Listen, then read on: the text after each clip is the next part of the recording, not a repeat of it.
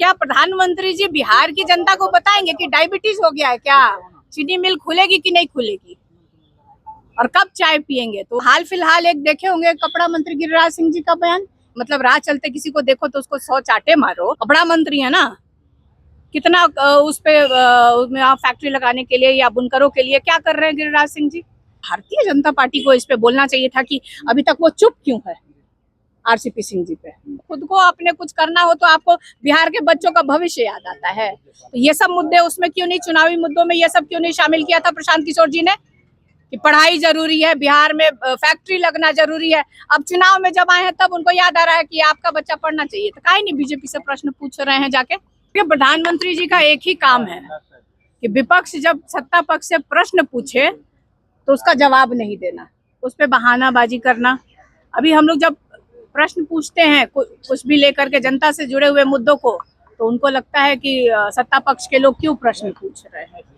लेकिन प्रधानमंत्री जी को जो जनता जो उन्होंने वादे किए, विगत 2 टर्म उनको दिया और ये तीसरा टर्म उनका शुरू हुआ है, तो जो 2 टर्म में उन्होंने जो वादा किया था देश की जनता के साथ, और खास तौर पे मैं बिहार से हूँ, तो बिहार से उन्होंने वादा किया था कि जो बंद पड़ी चीनी मिलें हैं उसको खुलवाएंगे और उसी की चीनी से चाय पिएंगे।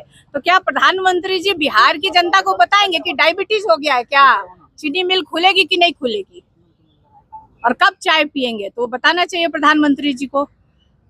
आप बिहार में देखिए, बिहार में 20 वर्षों से डबल इंजन की सरकार है, कितनी फैक्ट्रियां बिहार में लगी है, इस पे कोई जवाब नहीं देता है। तो ये सब बातें बोलने से प्रधानमंत्री जी को एक तो शोभा नहीं देता है, दूसरा ये बातें करने से बिहार की जनता को, देश की जनता को कोई फायदा नहीं पहुंच रहा है। बाइपोल है बिहार में, क्या मांगोगे? देखिए, सबको पता है कि देश में अलग अलग राज्यों में अभी सब जगह बाइपोल चल रहे हैं और सभी दल के नेता यही कह रहे होंगे कि हम लोग अच्छा कर रहे हैं, हम सारी सीटें जीतेंगे। लेकिन सिर्फ हम कहने के लिए नहीं कह रहे हैं, हम कह रहे हैं कि हम लोग जनता के मुद्दों को लेकर के जनता के बीच जा रहे हैं। तो हमें पूरा विश्वास है कि इंडिया गठबंधन की जीत पूरे देश में जहां भी बाई इलेक्शन हो रहा है वहां पे उनके उम्मीदवार जीत हासिल करेंगे। तेजस्वी यादव ने प्रधानमंत्री ने कहा कि कांग्रेस जो भी वादे करती है अपने शासित प्रदेशों में सब झूठ वादे करती है और किसी को भी वो फुलफिल नहीं कर पाती है। देखिए, बहुत सारे राज्यों के बारे में तो मैं इतना डिटेल मेरे पास नहीं है, अगर मतलब कहिएगा तो फिर पता करेंगे, फिर एक दिन उसके लिए रखा जाएगा। लेकिन बिहार के तौर पे तो हम कह सकते हैं कि बिहार से हम आते हैं, तो बिहार से इतनी संख्या में हमेशा जीत के सांसद जाते हैं और संसद में मैं भी बैठती हूँ, वहाँ पे आजकल देखती हूँ किसी का मुंह नहीं खुलता है बिहार के मुद्दे पे। अभी आप हाल फिलहाल एक देखे होंगे कपड़ा मंत्री गिरिराज सिंह जी का बयान, इतने सीनियर नेता, इतने अनुभवी नेता, और उनका इस तरह का बयान आता है कि मतलब राह चलते किसी को देखो तो उसको 100 चाटे मारो। अगर ये जो हम सुने हैं मीडिया के माध्यम से और सोशल मीडिया पे, अगर इस तरह का वो बयान देते हैं तो ये उनको शोभा नहीं देता है। उनको तो बात करनी चाहिए थी। आप बताइए कि हमारे यहाँ भागलपुर में कितनी संभावनाएं हैं, कपड़ा मंत्री है ना, कितना उस पे फैक्ट्री लगाने के लिए या बुनकरों के लिए क्या कर रहे हैं गिरिराज सिंह जी? हमारे आप चले जाइए मोतिहारी साइड में चले जाइए, वहां भी बहुत संभावनाएं हैं। तो पहले ये तो बताए गिरिराज सिंह जी कि बिहार के लिए वो कर क्या रहे हैं, बिहार के विकास के लिए, बिहार के रोजगार पैदा हो, बिहार में फैक्ट्रियां लगे, इस पे उनकी सरकार क्या कर रही है?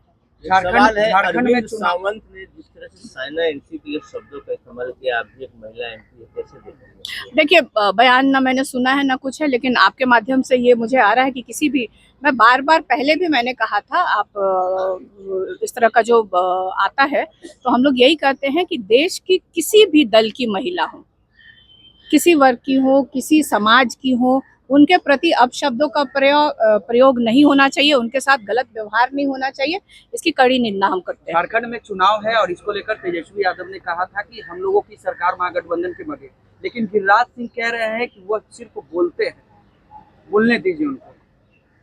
मैं कह रही हूँ, तो क्या प्रधानमंत्री नहीं चाहते हैं? प्रधानमंत्री भाषण में जाते हैं तो क्या बोलते हैं कि हम नहीं जीत रहे हैं, राष्ट्रीय जनता दल जीत रहा है।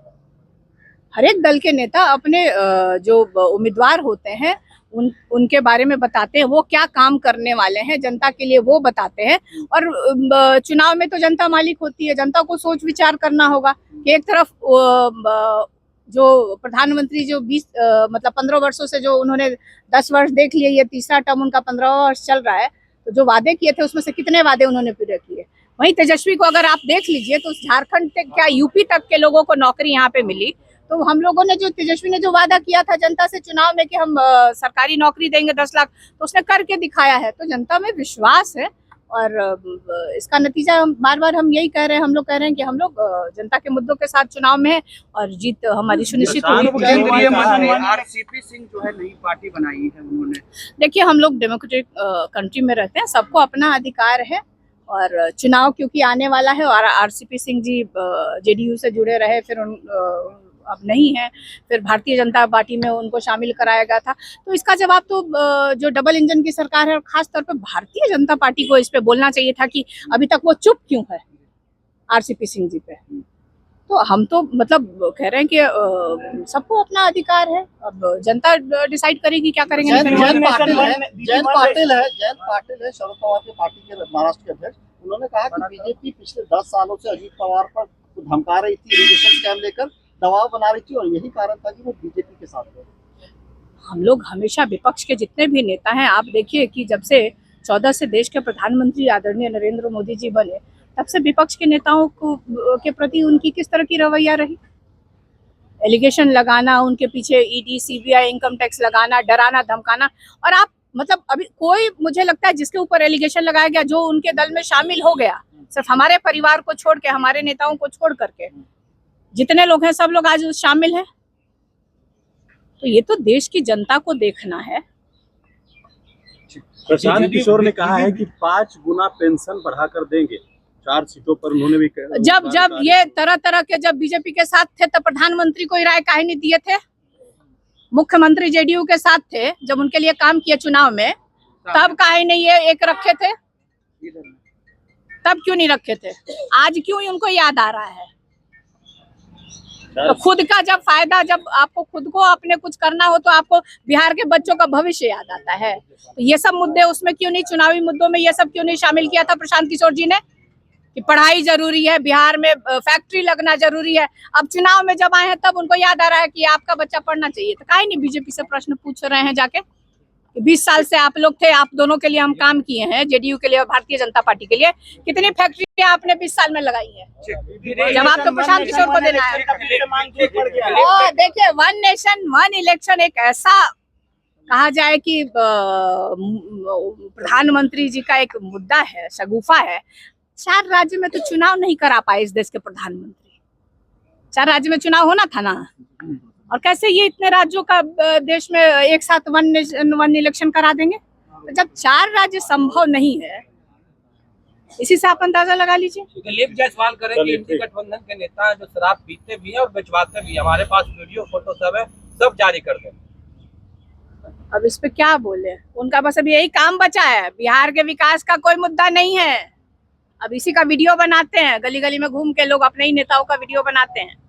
तो ये प्रश्न हम मतलब करना चाहिए प्रधानमंत्री को जाके बताना चाहिए कि बताइए, हमारी डबल इंजन की सरकार है बिहार में, पूरी तरह से संपूर्ण बैन लगा हुआ है, फिर भी लोग जहरीली शराब पी करके मर जा रहे हैं, आए दिन बिक रहा है। आए दिन थाने में अगर चले जाइए तो लॉ एंड ऑर्डर के सिचुएशन में अगर देखा जाए तो सिर्फ शराब ही के लोग बस दिन भर बैठ करके वहां पे यही कांड होता है कि आज पकड़े गए, आज थाने में गए, फिर छोड़े गए।